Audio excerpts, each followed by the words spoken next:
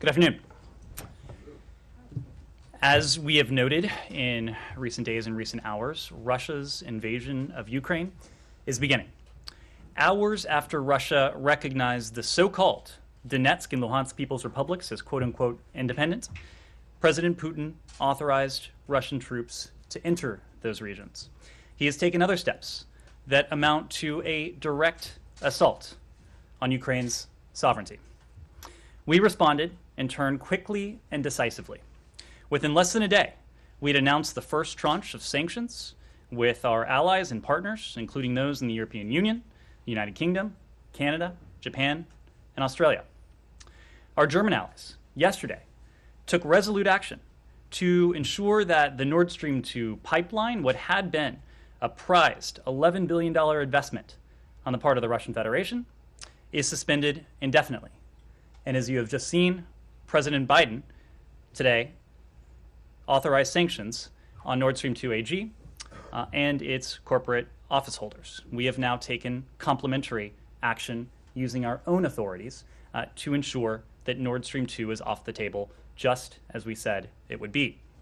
In lockstep with our allies, we are blocking from the global financial system two large banks that are connected to the Kremlin and Russian military, and Russian sovereign wealth can no longer trade on U.S. or European financial markets. As you all know, we additionally sanctioned Russian elites, those elites who are, in many ways, complicit. This is the beginning of our response. If Putin escalates further, we will escalate further using additional sanctions and export controls, which we've yet to unveil, but are fully prepared to implement with allies and partners across the globe. The sequence of events that Secretary Blinken laid out at the UN Security Council last week appears to be proceeding exactly as he laid out. We've seen false flags. We've seen provocations. We've seen theatrically staged meetings at the Kremlin. We've seen cyber operations, and the list goes on. So where do we go from here? Moscow needs to demonstrate that it's serious about diplomacy. Russia's actions over the last 48 hours have, in fact, demonstrated the opposite. If Moscow's approach changes, we remain ready to engage. The United States and our allies and partners remain open to diplomacy. We are eager to engage to avert what would be a brutal and costly conflict. But, as we have said, diplomacy cannot succeed unless Russia changes course. As we have said, we are prepared. We are prepared for any contingency going forward. Matt. Okay.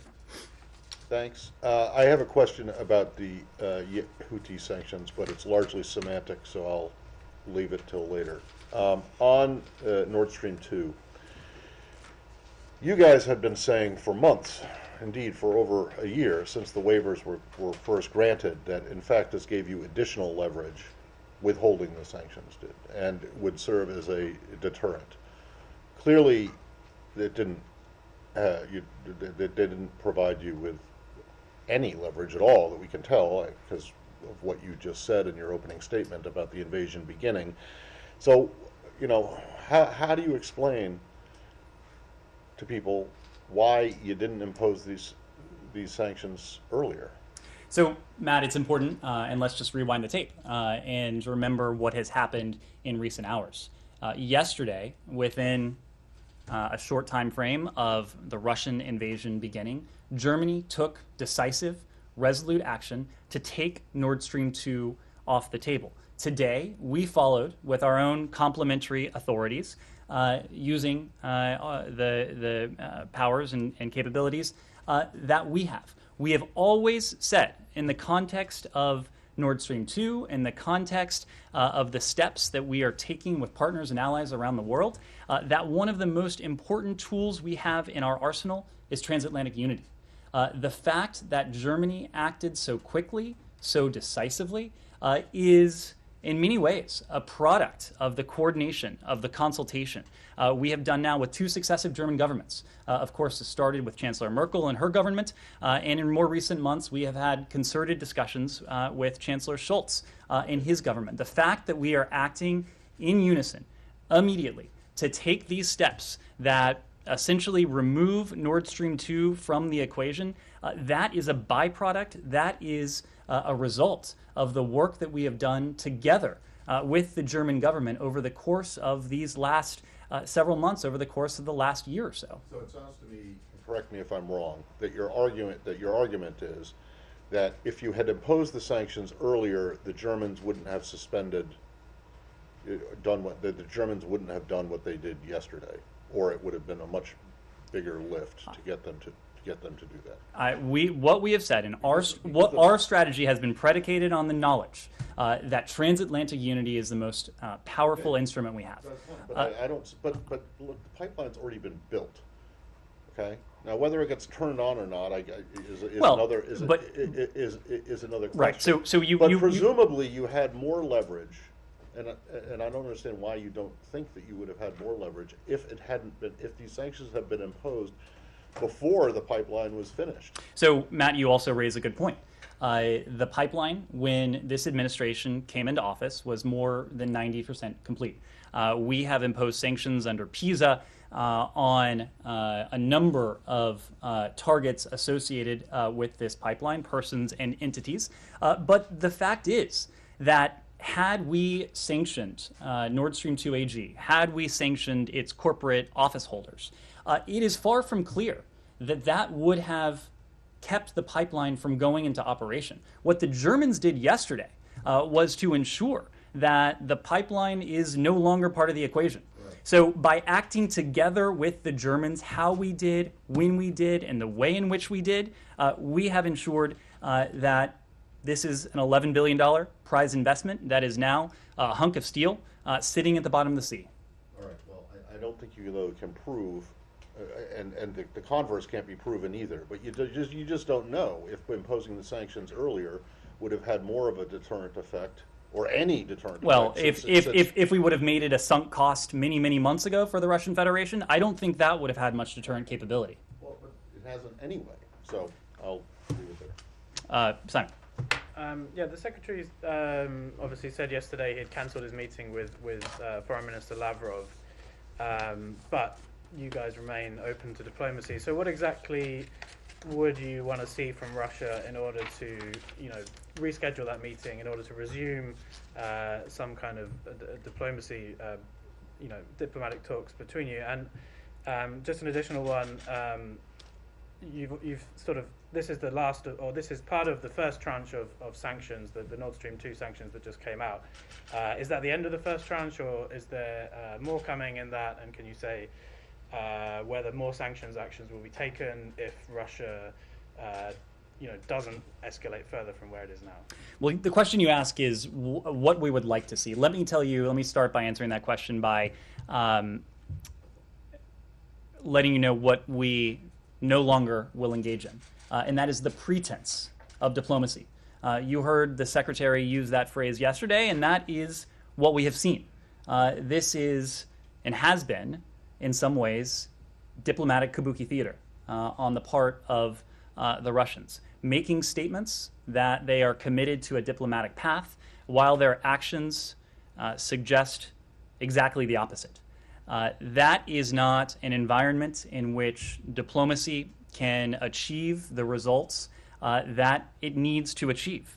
Our goal here, even as the Russian invasion of Ukraine is beginning, is to avert the worst case scenario that we have warned about for some time now. And we have gone into great detail in terms of what that could look like. Electronic warfare, a fuller scale invasion, an attack on major urban centers, including Kyiv, a city of 2.9 million people, horrific human rights abuses, atrocities, potential war crimes.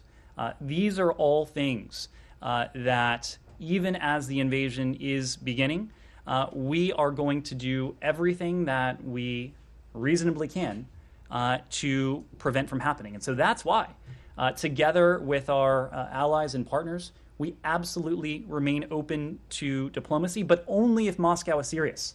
We are not going to engage in this pretense with them, during which They draw out the process, suggest one thing, do another, ready their preparations, move their forces closer to the border, develop and refine their plans as they give the world a head fake that they are actually committed to the diplomatic path. Now, there are a number of ways that Moscow could indicate that it is serious. It essentially boils down to de-escalation. That would be the most concrete, the clearest indication that diplomacy has the potential to bear fruit, that diplomacy has the potential to save lives. That is the kind of diplomacy we are interested in. That is also not the kind of diplomacy that we have seen any indication as of yet that Moscow is interested in. Vivian. Can you comment on the reports that the U.S. informed the Ukrainian government that an attack could happen as soon as tonight, and that Kharkiv is possibly in the line of attack, that it could be directly that the Russian troops could roll over the border and attack Kharkiv tonight? What I'll say about those reports is they are entirely consistent with what we have been saying for some time now, that Russia has amassed forces along Ukraine's borders, in Belarus, positioned the assets, the heavy weaponry, the soldiers, the service members it would need to undertake an invasion of Ukraine at a moment's notice. That has been true for some time now. So for several days now, we have said the invasion is potentially imminent, meaning it could start today, it could start tomorrow, it could start next week. What we haven't seen is, and this goes back to Simon's question, is any indication that the Russians are backing away from this. We have not seen any data points that alleviate the grave concern, the profound concern that we've been expressing for some time now. So the invasion remains potentially imminent, and Moscow is poised to do precisely the kinds of things that you just outlined. Can I just follow up really quickly also on something Simon said that you and Simon discussed? With this notion of diplomacy still on the table, and now you're saying that it's possible that, Donbass is obviously being attacked, if not actually, then rhetorically, that the Russians are now, acknowledging or recognizing their autonomy and sovereignty. So how can you then justify discussions about diplomacy when this is underway? I mean, you keep on saying that the Russians have to show that they're serious, they have to de-escalate, but could they pause things right now and possibly engage in talks with the U.S., or do significant sort of scale back have to happen? Do we have to see troops falling back before that's discussed? Is Donbass being regarded differently from the rest of the country? So you heard from our colleagues at the White House and others here over the course of the day yesterday, including the Secretary, that the invasion is beginning. And when we spoke about the beginning of the invasion, we talked about several developments over the course of that 24-hour period. Vladimir Putin's recognition of the so-called DNR and LNR, the order that he conveyed to the Ministry of Defense to deploy forces into the Donbass, the authorization that he sought to send Russian service members into service extraterritorially, the rhetorical assault, essentially, that we saw President Putin deliver against Ukraine, denying Ukraine its sovereignty and essentially its right to exist. Those are what we've seen, those are what we've heard. But as I just mentioned, there are some things, many things in fact, that Russia is poised to do at a moment's notice that we have not yet seen. A large-scale invasion, an assault on urban centers, the human rights abuses, the potential war crimes, the atrocities that we have great concern could take place. These are all things that we want to prevent. So you asked the question, why would we engage in diplomacy? Well, we would engage in diplomacy to save lives. We would engage in diplomacy to prevent an all-out war. This is a war that would be brutal, it would be costly, it would be, in many ways, devastating for the Russian Federation, of course, for the Ukrainian people, and the way in which the Russian Federation would wage this war, you heard from the National Security Advisor, it would not be a type of conflict that you might imagine over territory or over concrete ends. You heard the National Security Advisor make the case that this would be a war waged against the Ukrainian people to subjugate them, to crush them, to exact, in many ways, revenge. This is what we want to prevent. So we are ready to engage, but we need a partner. We need a negotiating counterpart that demonstrates seriousness of purpose. We have not seen that from the Russian Federation. In fact, we have seen the opposite at every turn. Andrea. We have diplomats right now in Lviv, or are they spending the nights in Poland and going back and forth? Have we made any kind of commitment to the safe passage, to any kind of extraction, if you will, for key members of the Zelensky government, if necessary? And what would be our commitment to any insurgency that developed, given if it were a full-scale invasion, if any? I mean, there was training, there was support. And one final question. Should write these down. Sorry. Your reaction to former Secretary of State Pompeo and former President Trump praising Putin's cleverness, strength, and smartness in the last couple of I'll start days. with that one. I have no response. In fact, I have no words. To move on to Lviv, I think what you heard from us on Sunday is that the Secretary had determined that it was in the best interests, of the safety and security of our team on the ground, for them to temporarily relocate into Poland. They have been spending the night in Poland, but they have been regularly, essentially commuting back into Lviv. Our charge, Christina Kavin, has been leading the team back on the ground in Lviv. We have every expectation that they will continue to do so as long as the security environment remains permissive. When they are on the ground in Lviv, they're able to undertake emergency consular services to help Americans who may be seeking to leave the country. They are engaging with our Ukrainian partners, and they have important missions that they're able to fulfill in Lviv. But regardless of whether they're in Lviv, whether they are in Poland, that in no way changes the commitment we have to our Ukrainian partners. It in no way diminishes the partnership we have with Kyiv. We've remained in constant contact with our partners in the Ukrainian government, and that takes me to your question about any advice we may have passed on to the Zelensky government. The fact is that we are in contact with our friends and counterparts in Kyiv on a daily basis. As you know, Foreign Minister Kuleba was here yesterday. The president had an opportunity to speak to President Zelensky over the weekend. The secretary was in the Oval Office for that call. The President Zelensky and his team know that they have the steadfast and unwavering support of the United States. Of course, our goal in all of this is to avert that worst-case scenario, the worst-case scenario that we've already talked about in the course of this briefing. The fact is that the president and his team will make decisions in the coming days based on the best interests of their country and their people. The foreign minister was asked a question about this just yesterday. He provided an insight into their thinking, but these will be decisions that our Ukrainian counterparts will make based on their own determinations and their own calculus. In terms of our, let me put it this way, in terms of our continued assistance to our Ukrainian partners, the president has made very clear that in the event of a Russian invasion, which, as we have said, is beginning, we will not only continue our defensive security assistance to our Ukrainian partners, but we will double down on it.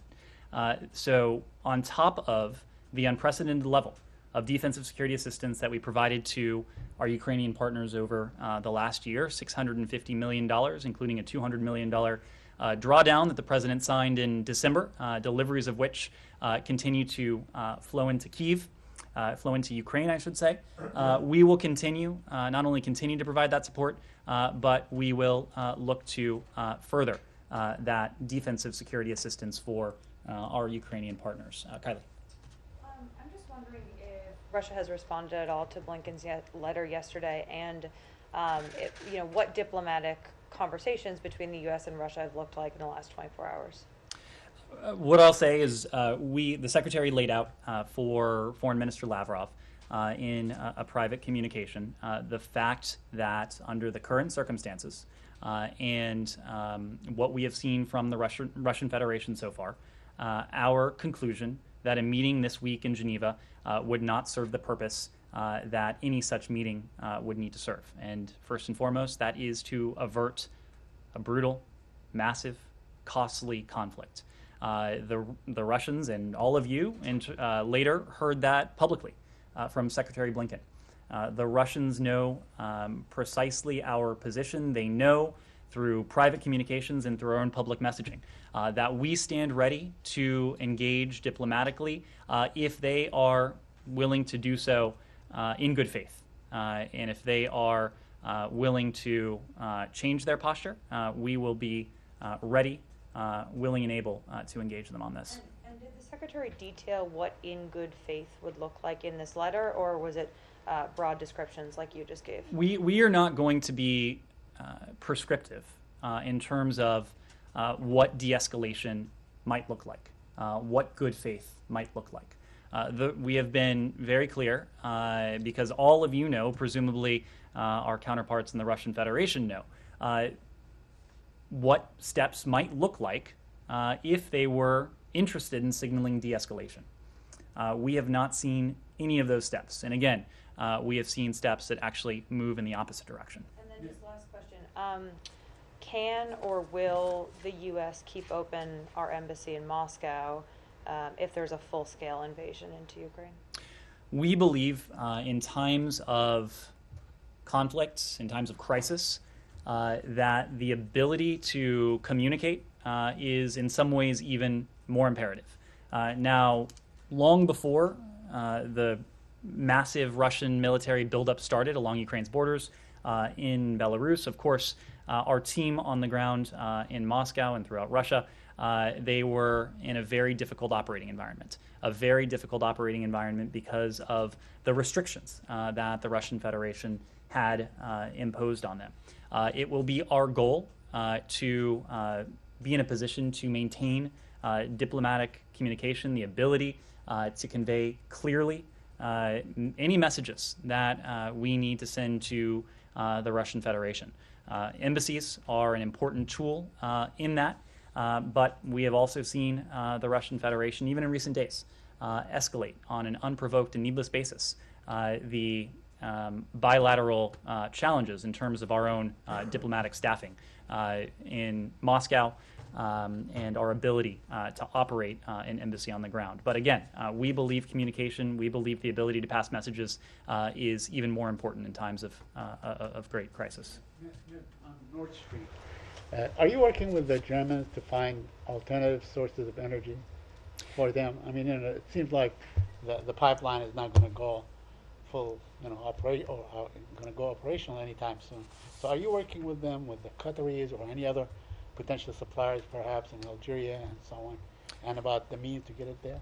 Now, I have a quick question on the diplomacy. Sure. Let me start with your question on the energy. And of course, this was something that President Biden discussed yesterday. We have been frank, we've been candid with the American people that our measures, the measures we have and are prepared to impose on the Russian Federation, certainly won't be cost-free for the Russian Federation, but they won't be entirely cost-free for the rest of the world as well. And so that is why we are working with countries around the world, executing a plan with major producing and consuming countries to secure the stability of global energy supplies, whether that's oil, whether that's LNG. For energy consumers, and you heard this from Deputy National Security Advisor Dalip Singh yesterday, he made the point that we all have strategic reserves at our disposal. And those reserves, we know, could support the supply of global energy. The White House announced such a move late last year. There are other countries that have their own strategic supplies. For energy producers, we know that many of them have spare capacity to provide supply to global markets that could balance those markets in the event of any supply disruption. More broadly, we've been very clear with the Russian Federation that any further attempt to weaponize energy, to constrict flows with a malign geopolitical intent or purpose would have massive consequences. And to your point, would only further the longstanding effort to diversify energy supplies for Europe and the rest of the world.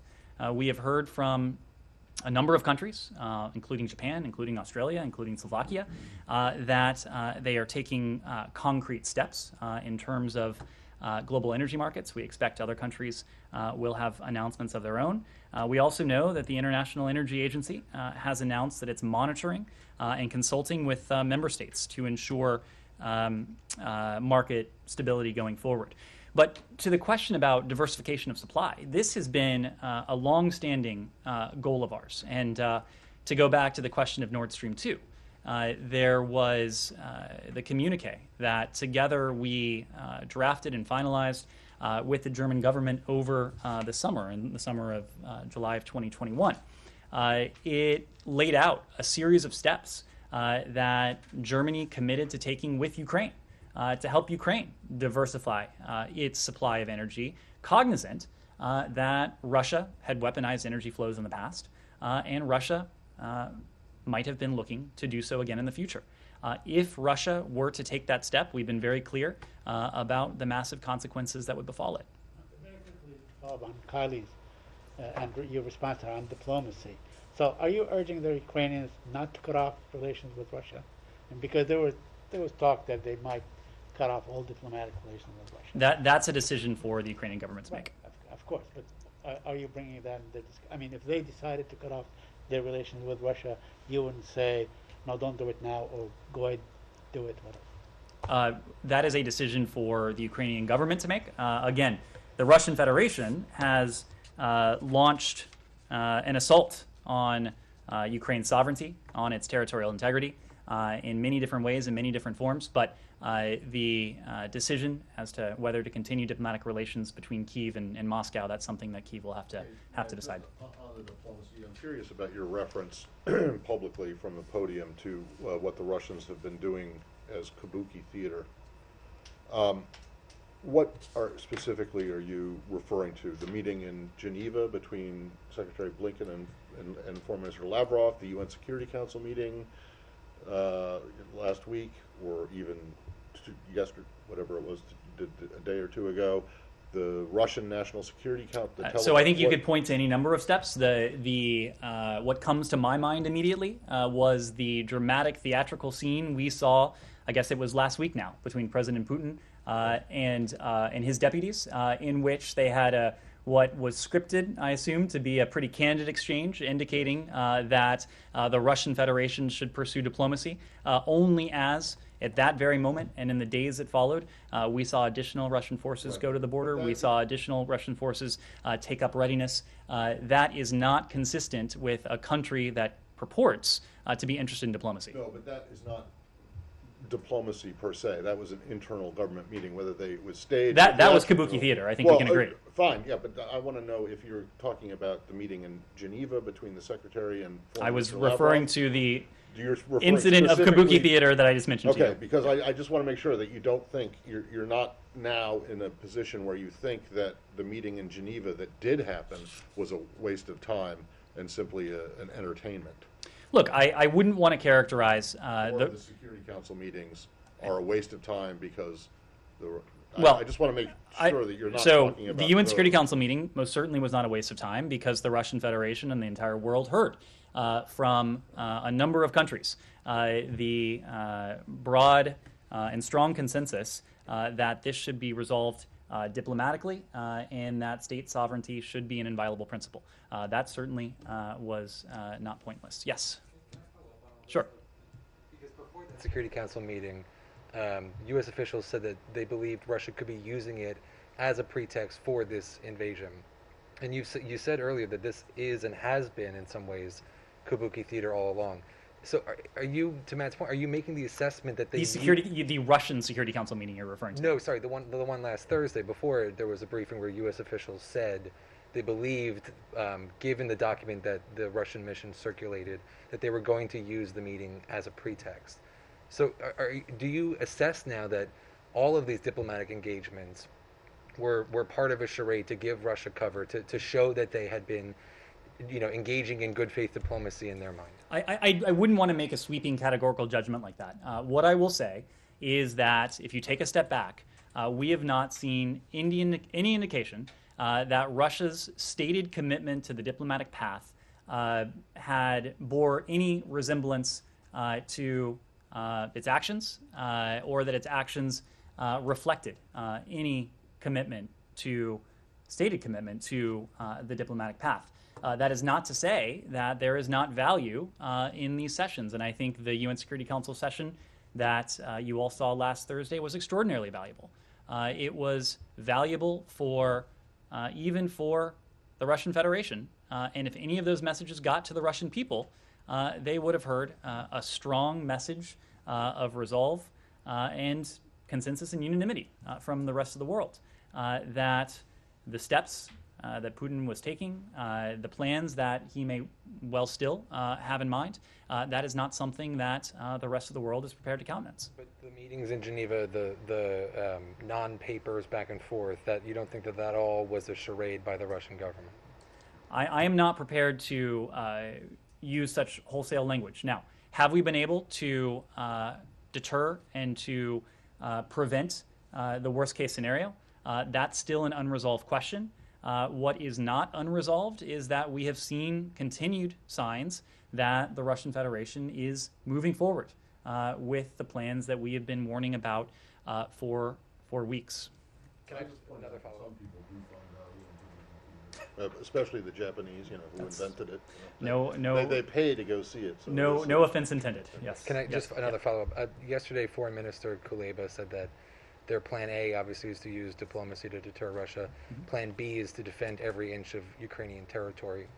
You've previously praised their restraint. Do you agree with their plan B? Do you think they have a right to self-defense? And if Russia moves past the current areas that the separatists control in the Donbass, do the Ukrainians have a right to respond? Of course the Ukrainians have a right to self-defense. Yes?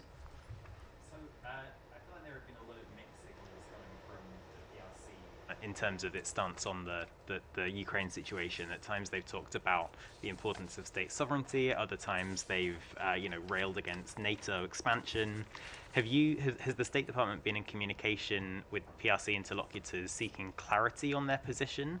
And have you laid out any ways in which these ongoing signals might undercut U.S.-China ties? And on a related note, you've kind of hinted before that if the PRC were to seek to undermine the impact of U.S. sanctions on Russia, then the U.S. would have countermeasures. Have those discussions continued with PRC interlocutors?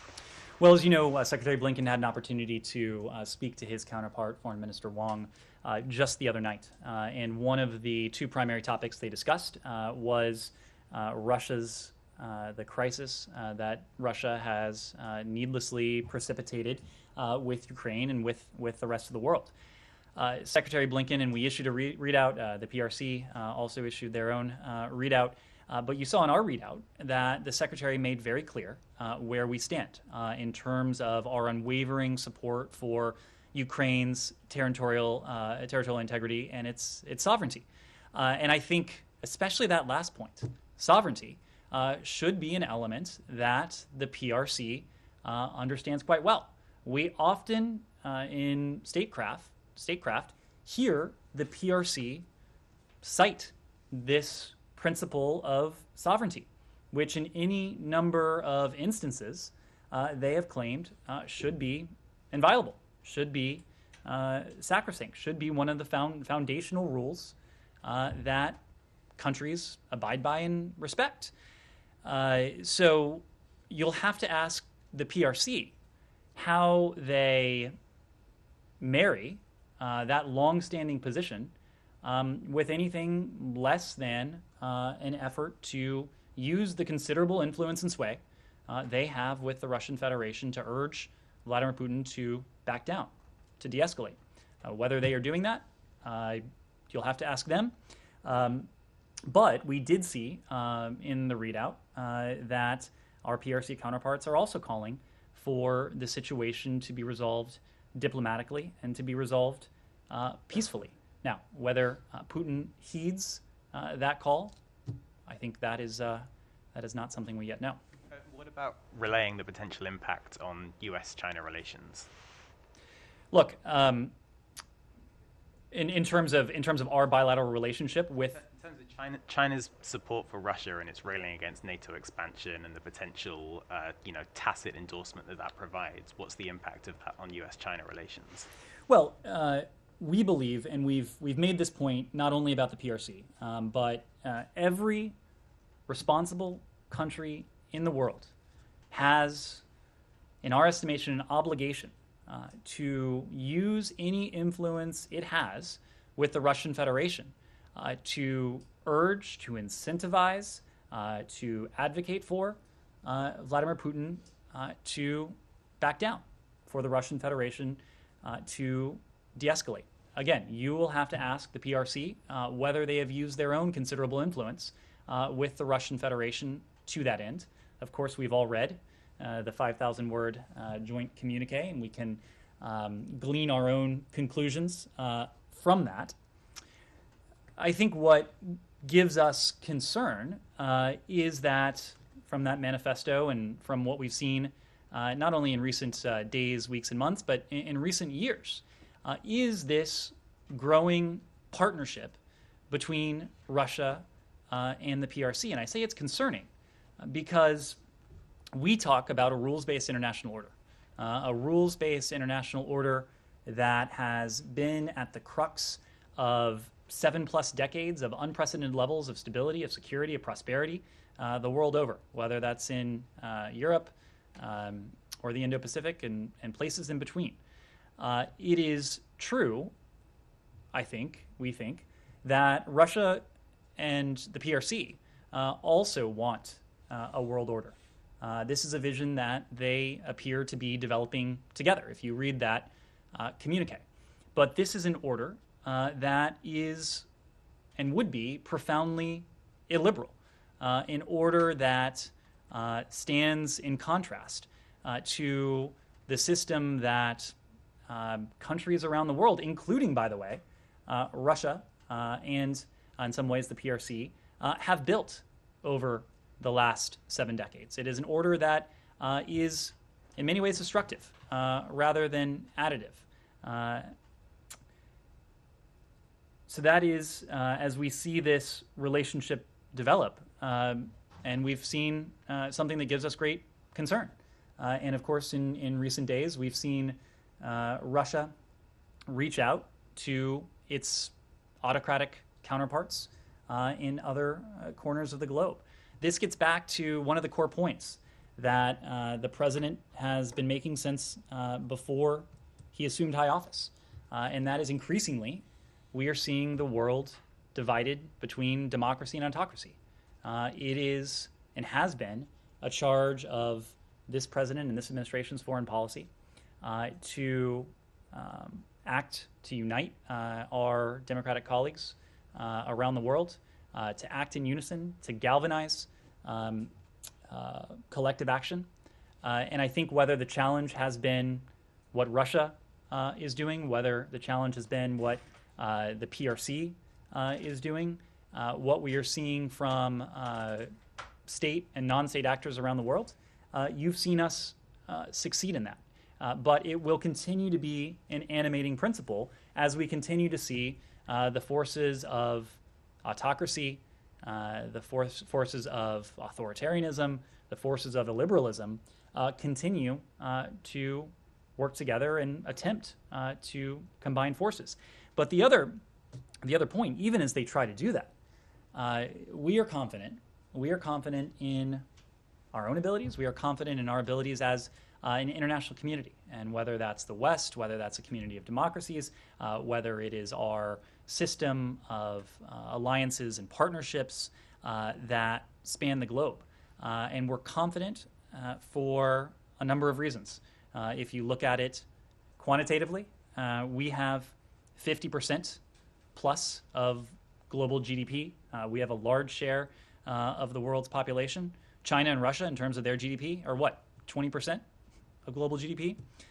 We have innovation, we have entrepreneurship, we have a shared set of values that we really think are a core instrument of national power. And we know that when we put all of this together, especially when we act with our allies and our partners, as we've done in the face of the challenge that Russia has posed, in the face of the challenge to the rules-based international system that the PRC has posed, or even when you talk about the threats and challenges that we face that are not state actors, climate change, COVID, economic recovery. We know that acting together, we are situated to take on any threat, to seize any opportunity. And that's really been the driving force of our foreign policy. It's why Secretary Blinken spent so much time of his first year in office repairing, revitalizing, in some ways reimagining the system of alliances and partnerships. And you are seeing the dividends of that now play out, even in recent hours. Well, first of all, can you guess how long that answer was? How I- many I- minutes that was? I'm sure you will tell me. I can't because my otter seems to have like frozen here. I hope you paid for the premium but version. But if you're boasting about how reinventing it and you're seeing the fruits of all that labor now, you're talking about the united reaction The united against- response of the international to community. Russia. Okay, can I purely? It's unrelated to Ukraine, but it is China, and that is something that I know Nike is interested in and has been asking about before. But there is barely an anniversary an anniversary in diplomatic history that goes by without the U.S., the State Department at least, if not the White House, making some kind of comment about it.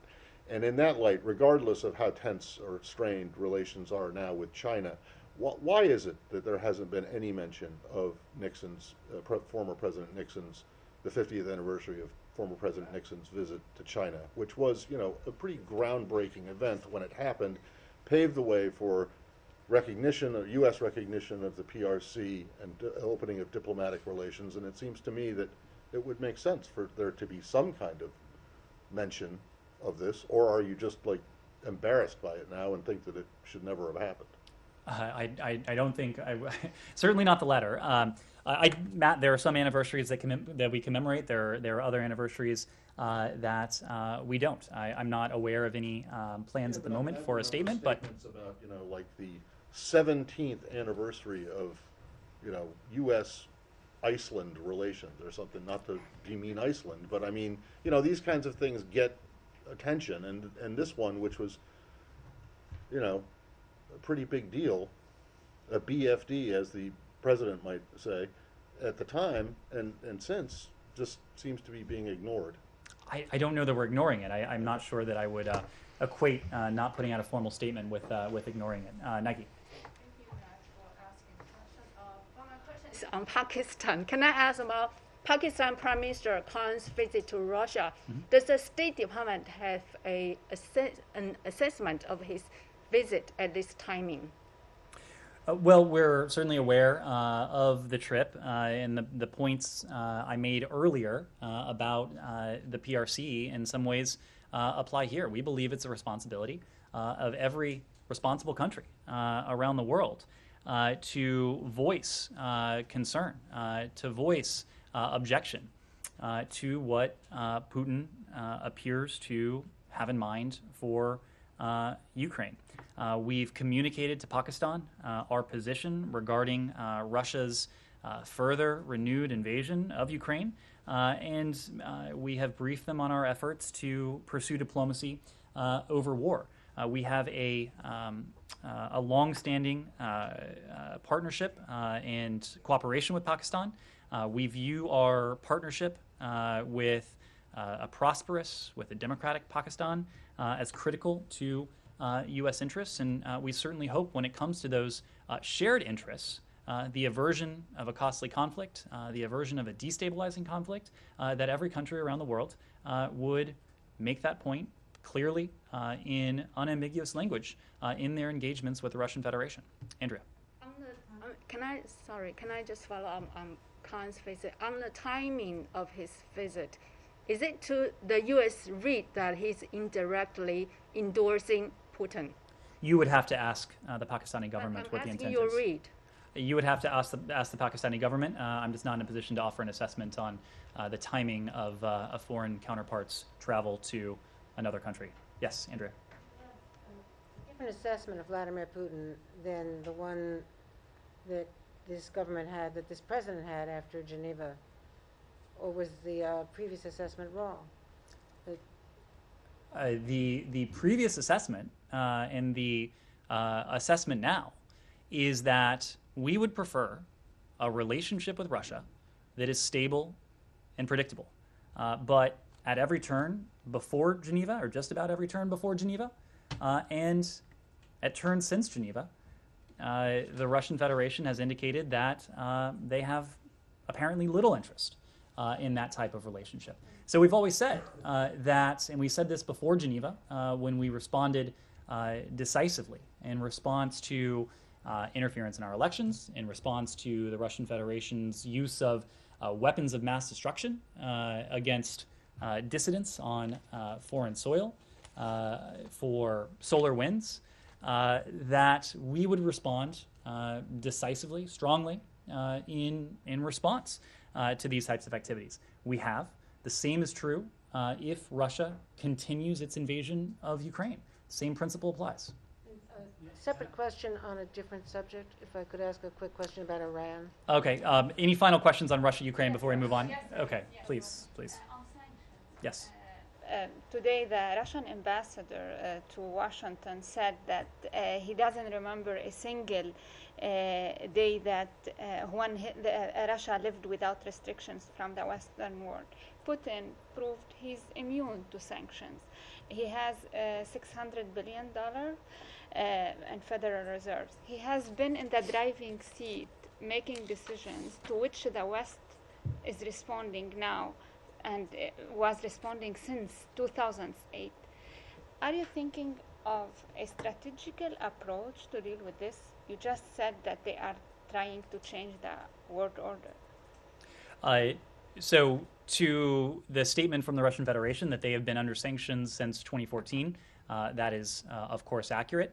The sanctions that we have put in place and that we will continue to put in place are qualitatively different from any measures that the United States or any other country has imposed on the Russian Federation, including in 2014. So if they are comparing what they've been under now to what they will be under in going forward, if this invasion moves forward, that would be a profound miscalculation on their part. When you talk about and think about the sanctions that we've already put in place, Nord Stream 2 is off the table. The Germans have taken decisive action. We have taken decisive action. That's an $11 billion project that is now a piece of steel at the bottom of the ocean.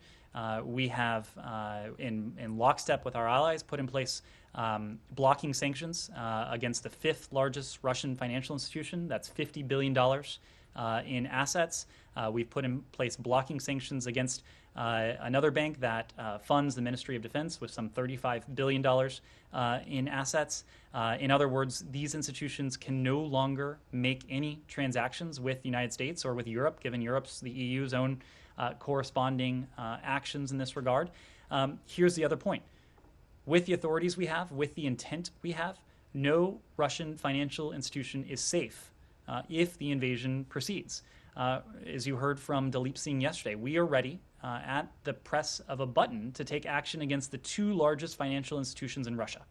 Together, these are institutions that hold $750 billion in assets, half of the total Russian banking system. There are other measures and moves we have in store and that are ready if Russia continues with this invasion, including export controls, targeted sanctions against oligarchs and elites, and other measures. So the Russians can depict these moves however they would like. I think it is noteworthy what we heard from our Ukrainian partners yesterday. You heard from Foreign Minister Kuleba as he was standing right next to Secretary Blinken here at the department. He said that, quote, "We do appreciate the sanctions which were announced today. They target Russia. They're very specific. They are painful." Please. Please go ahead. Yeah, Joel. Thanks, Ned. I arrived with a couple questions of my own and have a couple follow-ups for this interesting conversation from what you told my colleagues.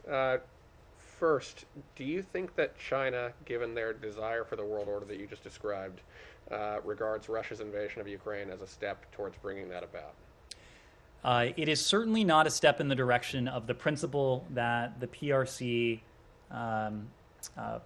claims to prize, and that is state sovereignty.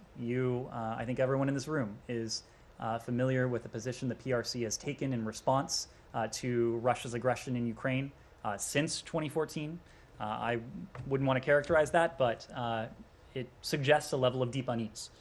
So, again, I would refer you to the PRC for any comment they might have on what Putin has in store. But if we are to judge the PRC based on what they have said consistently on the world stage in any number of fora, a direct assault on the sovereignty, on the territorial integrity of another state, that would not be consistent with what we've heard. Yeah, I was just trying to clarify because I thought I heard you say they've combined forces somehow. It was a reference to the burgeoning partnership that we've seen between these two countries over the course of many years now. Okay, on Ukraine's Plan B, fighting for every inch, Senator Risch, is of course ranking on foreign relations and on intelligence, or a senior member of the Intelligence Committee, has said that Russia could sweep across Ukraine pretty quickly. Their first day would be their best day. They'd immediately face resistance movements. So I wonder, would the United States, as a member of NATO, either encourage or object to other NATO members offering this Ukrainian resistance cross-border safe haven? Countries are going to make their own sovereign decisions. We have, in recent weeks, as you know, worked with a number of our NATO allies to authorize them to provide U.S. origin equipment to our Ukrainian partners. This is defensive security equipment with an understanding that our Ukrainian partners need supplies, need material to defend themselves. The United States has provided them with this. We have a number of our NATO allies have done the same. But when it comes to decision that NATO allies or other countries in Europe might make along those lines, I need to refer you there. And that, I guess I wonder, do you see any lessons from Afghanistan for the kind of risk that where of course, when the Taliban could retire across the border to a place where they couldn't be attacked, then that was difficult for a modern military to defeat? I would hesitate to make battlefield comparisons between two very different countries. Finally, what I hope are truly a couple quick ones. Those Nord Stream 2 sanctions, are those permanent, or do you think that the permanent punishment for this is that's gone, or do you regard that as something that could be lifted again later in exchange for de-escalation? And could we also get an answer to Foreign Minister Kuleba's request for a Lend-Lease program? Do you expect that to proceed? The fact is that sanctions are a means to an end. There is no sanction in any responsible sanctions program around the world that is permanent. And that is precisely because we don't sanction countries just with the goal of enacting sanctions. This is not a policy to be purely punitive. This is a policy to change behavior.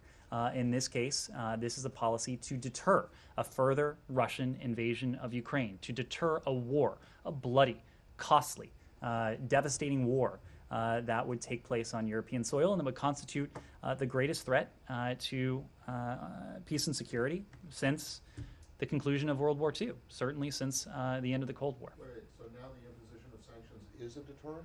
I thought we just spent the last couple of months, you and the administration spent the last couple of months arguing that the threat of sanctions was the deterrent, and that if you actually imposed them, then you would lose that deterrent. Matt, you've heard us say. Well, you can't have it both ways. We're not having it both ways, Matt. You have heard us say very clearly, if Russia's invasion escalates, if Russia's actions escalate, so too will our response. We are prepared to enact an escalating series of measures against the Russian Federation unless that the Russian Federation changes course. So look, I don't have any response to that, but specific response to that. But I will make the point that this has not been Lend-Lease. This has been a program of provision. We have provided our Ukrainian partners with, over the course of the last year, $650 million worth of defensive security assistance. We're in a constant conversation and dialogue with our Ukrainian partners about their defensive security needs, and that will continue. As I mentioned before, if the Russian invasion continues, we will not only continue with that provision of security assistance, but we'll double down on it. So, Yeah, could I change topics? anything Yeah, left very on Russia, quickly Ukraine? On the Palestinian. In the very back, please. But we listen to the Russians also, and they present also, as they say, their legit security grievances. And it seems the West, in a way or another, did not reach any common. To which extent the U.S. and NATO now is really going into this offer of diplomacy? Where is the West going to give in into the security demands from Putin? So this is something we've spoken to at great length. It's actually something that we put in writing at some length. Subscribers of El País can see it with their own eyes. But we've been quite clear that there are some quote-unquote demands that the Russian Federation has put forward that are non-starters for us. The very principles that are at stake in terms of the rules-based international order, those are not negotiable. The idea that any other country can dictate the policy choices, whether foreign policy or domestic policy of any other country, that is not something we're going to negotiate. International borders, internationally recognized borders, sovereignty, the inviolability of borders, that is not something that is up for negotiation.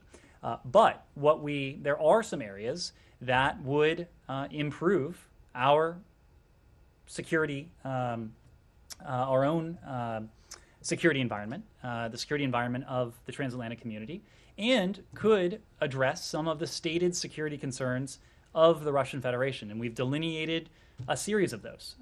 Discussions regarding the placement of offensive missiles in Europe, broader arms control protocols, protocols regarding stability and transparency, confidence building measures. There are a number of areas that we think have the potential to be fruitful if we find a negotiating counterpart in the Russian Federation that operates in good faith. We have not found that yet. And I think at this stage, those sort of broader areas may not take precedence to the first priority that we have, and that's averting a bloody, costly, devastating war in Ukraine.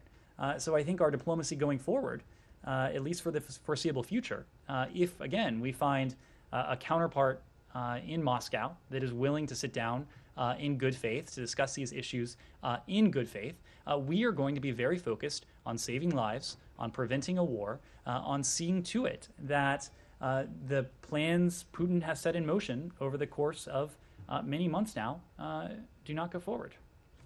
Connor. Trevor Reed and Paul Whelan, do you have any indication that their cases are being treated separately from all this? Any concerns that the crisis would affect their detentions? We always treat the cases of U.S. hostages separate and apart from geopolitical issues and geopolitical dynamics. It remains an absolute priority for us to see the release of Paul Whelan and Trevor Reed, both of whom have been held unjustly, traveled to Russia as tourists, have been imprisoned on false charges that entire time. So it's a priority of ours. You do, but do you have any concern that the Russian government would not? Again, human beings should not be held as pawns in terms of state-to-state relations. It is our priority to see them released, to do everything we can to achieve their release as quickly as we can. And then secondly, do you have any new estimate of the number of Americans that would be in Ukraine at this moment in time? So as we've told you, late last year, October of last year, it was our assessment at the time that there were some 6,600 Americans who were resident in Ukraine. Now, that time frame is important because the very month, October 2021, that this assessment was last updated was the very month that we started urging Americans not to travel to Ukraine. In more recent weeks, as you know, we have been recommending and even more recently urging Americans to leave Ukraine. So I think there is every expectation that the number of Americans who were resident in Ukraine late last year, October of last year, is far lower now than it was then. I can tell you procedurally, we have been in repeated contact with Americans who remain in Ukraine. We have asked them to provide us with their contact information so that we can continue to be in communication with them, to urge them to leave the country, to avail themselves of commercial and private options that continue to be available, and to provide any form of support that they may need in doing so. And that includes a repatriation loan if they're not able to afford the return travel on their own. In addition, we have provided specific guidance on overland crossings that Americans can take, providing specific recommendations about border crossings. We have been engaged in diplomacy with our Polish allies to see to it that Americans need not have any sort of advanced authorization to travel across the border. We've even established a welcome center across the Polish border to assist Americans should they need any assistance, whether it's a passport application, whether it's any other form of consular assistance. Yes. They're Americans who are unjustly detained. I haven't heard that formulation before, but maybe I've missed it. They are Americans who are held unjustly against their will. I know, but do you regard them as hostages? We'll get back to you if there's on that. Yes. Latin America, the fact that Putin is looking for new partners in Latin America, for example, Argentina, Brazil. What's the position of the State Department? And do you think this is a way to increase the pressure on the United States?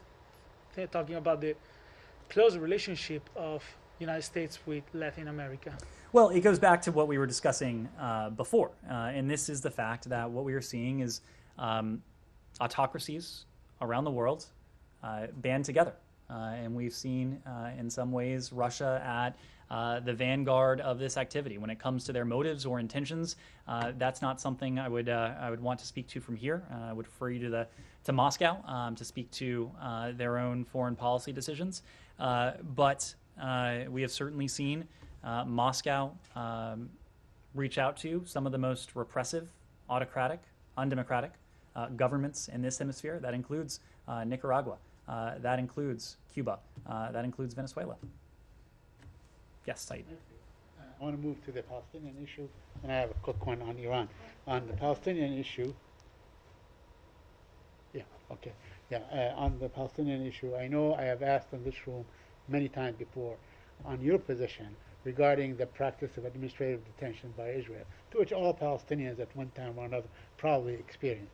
But there's one particular case, a 14-year-old boy who has been falsely accused. One Israeli judge after Israeli judge threw it out of court, but the authorities keep him in prison. They keep renewing this. He has a neuromuscular disease. He might die in prison. Will the United States call on Israel to quit this practice, especially against children who have been found innocent by their own judicial system? Said, you've heard this from us before, but and we the urge. name, by the way, is just for the record, Amal Nakhla. We urge the full respect for human rights in Israel and the West Bank and Gaza. As we've said many times, Palestinians and Israelis alike equally deserve to live safely and securely, to enjoy equal measures of freedom, of security, of prosperity. do not arrest Israelis and put them under administrative Saeed, detention. and again, you've heard this from us before, but we continue to elevate the role of human rights in our foreign relations and to encourage, to your question, legal reforms that advance respect for human rights of all individuals. My second question also pertains to the holding of dead Palestinians, killed Palestinians, those who have been killed by the Israeli authorities for years on end. Is that a form of collective punishment? Does this administration view this as a collective punishment? We have stressed to Israel, both publicly as well as privately, our strong hope that any measures that Israel takes would be designed to avoid further escalating tensions and to take into consideration the impact of any such measures on the Palestinian people. And lastly, on Iran, should we expect some sort of a deal or returning to the deal over the next few days, as was suggested? Well, you've heard this from my colleagues, but there has been significant progress, and we are close to a possible deal, but at the same time, a number of very difficult issues remain unresolved. What we know is that there is very little time remaining to reach a deal, to resolve these remaining issues, given the pace of Iran's nuclear advances. You've heard us say this before, but it remains true that even as we are narrowing the set of issues we're discussing, nothing is agreed until everything is agreed. If Iran shows seriousness, if it demonstrates serious of purpose in Vienna, we believe that we can and should reach an understanding on a potential mutual return to compliance in short order, potentially within days. But anything much beyond that, if this were to drag on any longer than that, would put the possibility of return to the deal at grave and profound risk. Andrew.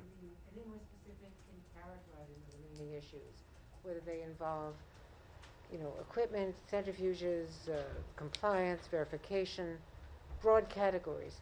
I really can't, and that is primarily because we are at this decisive stage where it is incumbent on the Iranians and all parties to do everything we can to narrow those differences. We're going to be a little bit more circumspect at this especially sensitive period. But again, if the Iranians demonstrate seriousness of purpose, we believe that we can achieve an understanding in relatively short order. Is there anything more on travel? On travel. By the Secretary. Oh, by the Secretary? We do not have any travel to announce or to preview at this time. The Secretary has been working the phones. He's been on with Joseph Borrell of the EU today. He spoke to his British counterpart, Elizabeth Truss, earlier today as well. And I expect you will see him continue to engage with his counterparts around the world. Yes? We saw the designations today, and in the statement you said they are intensifying the humanitarian crisis. When you removed them last year from the terrorist organization list, you said you did that for humanitarian purposes. Is the State Department, my first question, is the State Department objecting designating them as a terrorist organization? So as you know, there's a review underway regarding that very question, so I'm not in a position to speak to it in any great detail. What I can say is that we have a number of tools at our disposal, including the tools we use today in mounting sanctions and designations against these Houthi-affiliated individuals and entities that can hold the Houthis accountable for their reprehensible behavior. We are committed to doing so. We will continue to do so. We will use every appropriate tool to hold accountable those Houthi leaders who are responsible for the terrorist attacks against our partners in the region, for the violence in Yemen itself, for the humanitarian emergency, which by many estimations is now the world's worst humanitarian catastrophe, with some 16 million people who are suffering from food insecurity and malnutrition.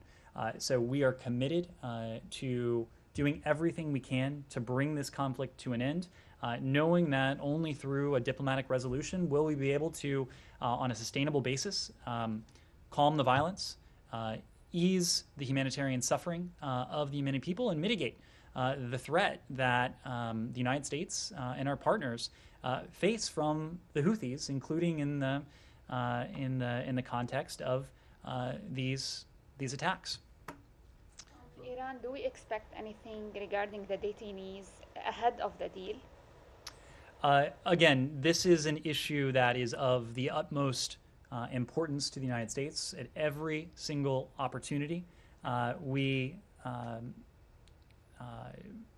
make the release of Americans, of other third country nationals, a priority of ours.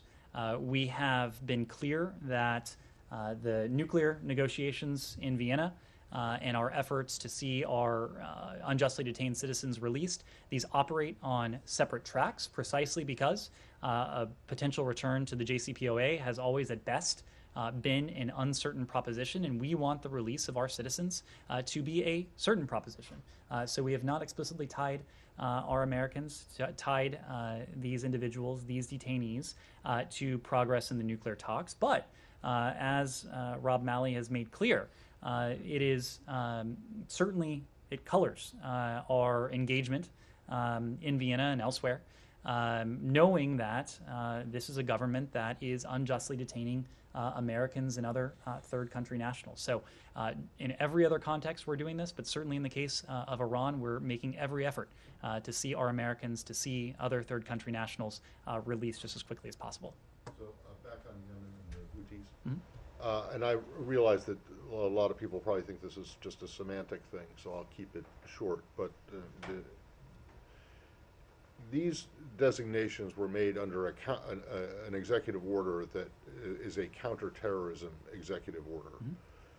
And you, in the Secretary's statement and the Treasury statement, it refers to the Houthis committing terrorist acts. But it doesn't identify them as terrorists. And the EO, they're being designated under a counterterrorism EO simply because of their affiliation with the IRGC Quds Force, which is a designated foreign terrorist organization. So my question is, do you believe that the Houthis, as a group, are terrorists? You say that you've designated them under a counterterrorism executive order. You accuse them of launching terrorist attacks, but you won't call them terrorists. Matt, why not? So this is a question that's based on semantics, but we've been very clear that the Houthis have launched reprehensible terrorist attacks against our partners in the region. These may be attacks that are targeting our partners, but these types of operations have the potential not only to harm citizens of Saudi Arabia, citizens of the United Arab Emirates, but Americans who may be in the region as well. So we have been very clear that these are terrorist attacks. Yeah, but you're not saying that the Houthis themselves are terrorists, and I'm just wondering why. And yes, it's a semantic argument, but I'm just looking at a statement that came out from Senator Murphy and a bunch of his colleagues urging you not to reinstate the foreign terrorist organization designation against the Houthis. So, because it would cause grave damage and economic, humanitarian, even worse humanitarian disaster. But yet, today, you have designated these individuals and entities under a counterterrorism executive order and accused them of committing terrorist attacks. So what's the problem? Why can't you identify the Houthis as terrorists? It is completely consistent that a certain label and a certain authority, in this case the FTO, not be applied to a group that can commit terrorist attacks. There are any number of examples. The groups that aren't FTOs, that you know well, that have committed over the course of years consistent terrorist attacks. This is a question of semantics. This is a question of legal authorities. Political will, right? It is a question of us demonstrating that we have a number of tools and a number of authorities to hold Houthi leaders and others affiliated with this movement accountable for their reprehensible actions, Okay. including the terrorist attacks that they've undertaken in recent days against our partners in the Okay, region. can you give me an example of a group that has been committing terrorist attacks for decades that hasn't not been labeled an FTO? Matt, I think there are a number of examples. You could look at the Taliban as a group that is not an FTO that I think you would probably agree has committed terrorist attacks. Thank you all very much.